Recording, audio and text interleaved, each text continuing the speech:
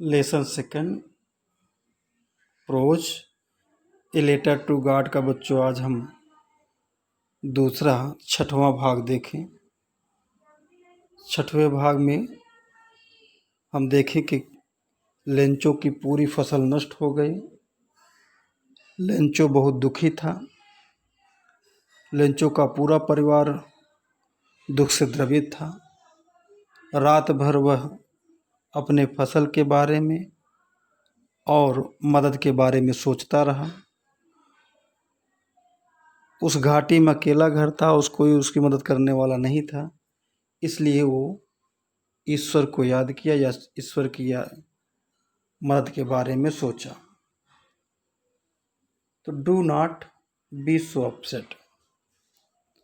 अपने आप को, अपने परिवार को सांत्वना देते हुए कहता है do not be so upset. So upset, इतना परेशान होने की ज़रूरत नहीं है।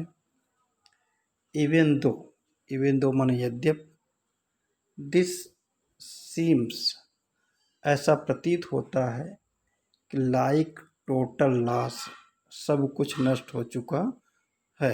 Do not be so upset, अधिक परेशान होने की ज़रूरत नहीं है। इवन दो, यद्यप, this seems like a total loss, यद्यप ऐसा लगता है कि सब कुछ नष्ट हो चुका है। रिमेंबर में याद रखिए, नो वन माने कोई भी व्यक्ति, डाइज ऑफ हंगर, भूख से नहीं मरता है। मतलब अपने परिवार को लोग सांत्वना देते कहता है कि याद रखिए कि संसार में कोई भी व्यक्ति जो है भूख से नहीं मरता है। That's what they say, no one dies of hunger. They means ये समाज, दैट इज व्हाट दे से, समाज क्या कहता है कि no one dies of hunger, यानी भूख से कोई भी व्यक्ति नहीं मरता है। All through the night Lencho thought, Lencho सोचता रहा।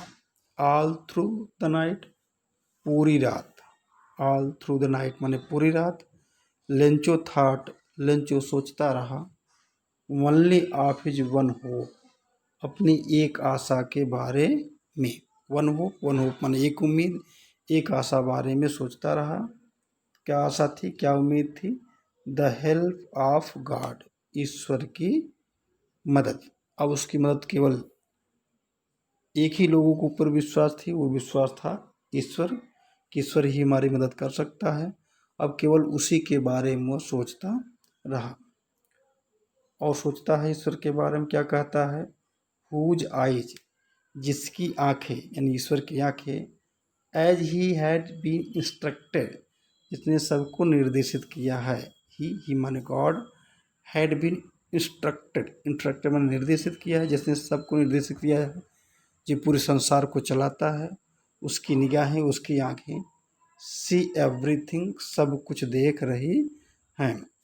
Whose eyes, as he had been instructed, जैसा कि निर्देशित किया गया है, जैसा कि बताया गया है, जैसा कि कहा गया है कि हुज आइज, जिसकी आंखें, सी एवरीथिंग, सब कुछ देख रही हैं। Even what is deep in one's conscience. Conscience बच्चों, कॉन्शियंस मीन्स यहाँ होता अंतःकरण। डीप माने गहराई।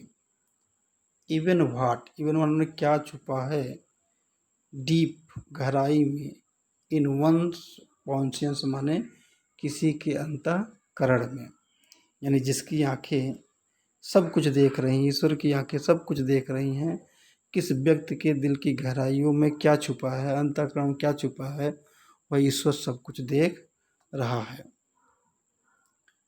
Lencho was an ox of mind, यानी वह रात भर ईश्वर के बारे में सोचता रहा और अपने आप को सांत्वना देता रहा कि ईश्वर जो है सब कुछ देख रहा है, किस व्यक्ति के ऊपर क्या दुख हुआ है वो सब देख रहा है।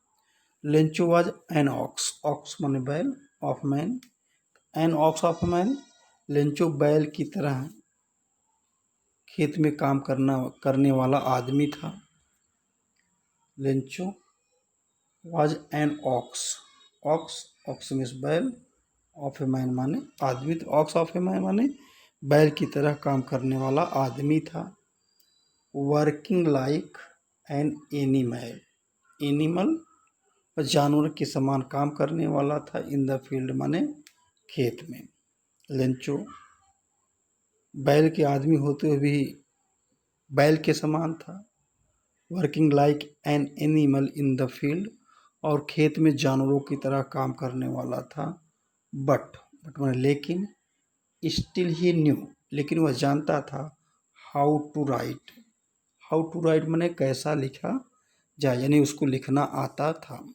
हाउ टू माने कैसे, राइट माने लिखा जाए, उन्हें लिखना आता था। यानी लेंचो यद्यप खेत में जानवर की तरह काम करने वाला व्यक्ति था, फिर भी उसे लिखना आता था, थोड़ा बहुत लिखना पढ़ना आता था। द फॉलोइंग संडे, अगले रविवार को, एट डे ब्रेक, सुबह होने पर।